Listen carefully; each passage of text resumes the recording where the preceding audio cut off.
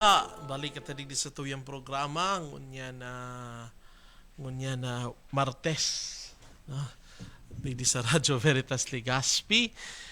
So hello fathers ngunya na Martes. So more on liturgy, no? So abangan po sa October. October pa po kita makaka ano to. So may sarong aldaw na may kaiba po kita.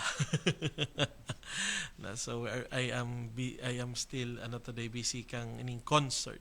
Sabi ko kay Father Kevin, by October after the concert. Abangan po yung mga katiwala na magbakal po kamo kang ticket. So dinner with Chef Jesse Sinchioko. Si Chef Jesse, siya po saro po siyang world-renowned chef, no? And siya po nagluto kang papal visit kang pagdigdi ni Pope Francis, no? Siya po nag-serve kang mga kakanon and nag-cater kang visit ni Pope Francis, no? So she will be the chef. This will be a dinner for a cause, and who will be the entertainers? Kami pong mga padi. So magduma na lang po sa mga parokya nindo, no? So the tickets are available in the parishes, no? So ang ini po ang proceeds po kanina, hello fathers, ang proceeds po kanina na na concert na One Voice Part 2, no? So will be for seminary formation, no?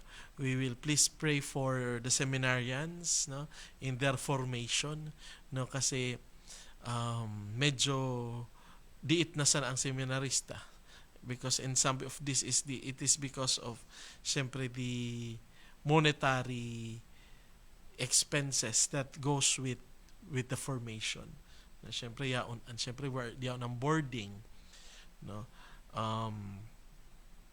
Ang pagkaklase seminaryo, instead of garong kan sampo nasa boarding house, no, but there's a formation in given, na so we are staying in the house, na kung nagkaklase mo baga sa luwas, no, igwaning silang lalong-lalo na kung nagklase ka sa ibang lugar ngayon, so you will be have staying in a boarding house, no? So in the seminary it's just the same, it's like that, no? So in the formation, there is a formation, there's the dormitory, na kay yan ang ano po na huli ang ano kang formation na igwang iba-ibang aspects, no? The human formation, digdi po it is outside the academic formation. Academic, syempre we know it's about academic, no, pag-adal. The human formation niya unang paghubog sa muya bilang tao, no, future leaders of the church, servers, no. And of course, man ang spiritual formation, ang pagpangadji, no?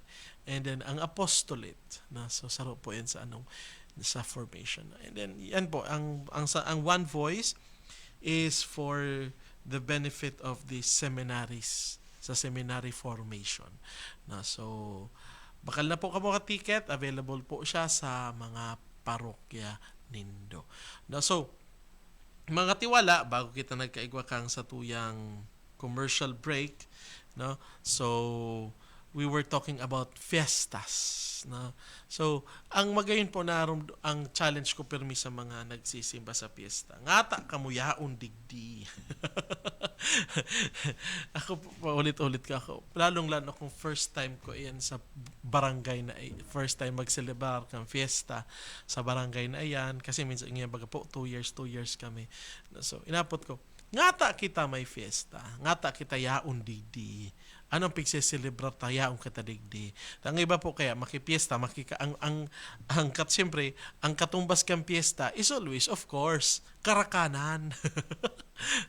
So, dahil po mawawara ang karakanan dyan. No? But, we must dig into deeper, no? Mas pararumunta an sa tuyang pakasabot. Ngata kita may piyesta, ngata kita nagseselebrar ning fiesta, ngata may patron sa fiesta, na so yan po ang pagselebrar niya to kang fiesta, syempre enot sa gabos minapasalamat kita sa Diyos, na that is why this is the religious theme of festivals, that it is through this celebration, no, we thank the Lord. We thank God for His blessings. Garo baga po itong sa iyan na pahiyas kan Quezon. No? So pagpasalamat sa Diyos sa marhay na ani. No, duman po ini sa Lukban. No, I got the word already. Lukban, Quezon. No? So pagpasalamat sa kagurangnan sa marhay na ani. No? Nagpapasalamat sinda ta marayon sunako anindang ani. No? So asin sisi ang patron nila si San Isidro. No? So and of course San Isidro, Saint Isidore is a farmer. No? We know the story of Saint Isidore. No, so kaya siya ang napili kan mga Espanyol kan pagdaranin dadigdikan faith sa Pilipinas. No, nailing din na kadakol na mga nagfa-farming na so doon sa farm no? Sa farm no farming no, so that is why Saint Isidore was the patron saint of siya, itong may mga dakulang mga no, those places near the rice fields, no? So they celebrate the fiesta on May, no? And then they have San Isidro, no? So it is through the patron that they thank God. It is through that patron that we worship the Lord. No? We don't worship these persons, we don't worship these saints, but we worship God through the intercession of the saints. No? Na hinihiling niya to ining mga santong ini, naging banal sinda. Naging modelo niya to sa pagtubod. Kaya yaon kita, yaon sinda. And sa tabang ninda, madaraan sa tuyang mga pamibisain, pasiring sa mahal na Diyos. No, kaya yaon kita nagseselebrar nin mga piyesta para digdi. No? So pagpasalamat sa kagurangnan. Okay po, importante, anong importanteng gibuhon pag nagpipiesta? Na, ang pinaka-importanteng gibuhon pag may piesta, magsimba. So yan po ang importanteng gibuhon niya to. No? Magsimba. Kasi ang piesta, sabi ko nga ni, uliton ko, ginagamit na paagi, tanganing makapagselebrar kita, asin makapagpasalamat sa Diyos sa iyang karahayan asin pagkamuot.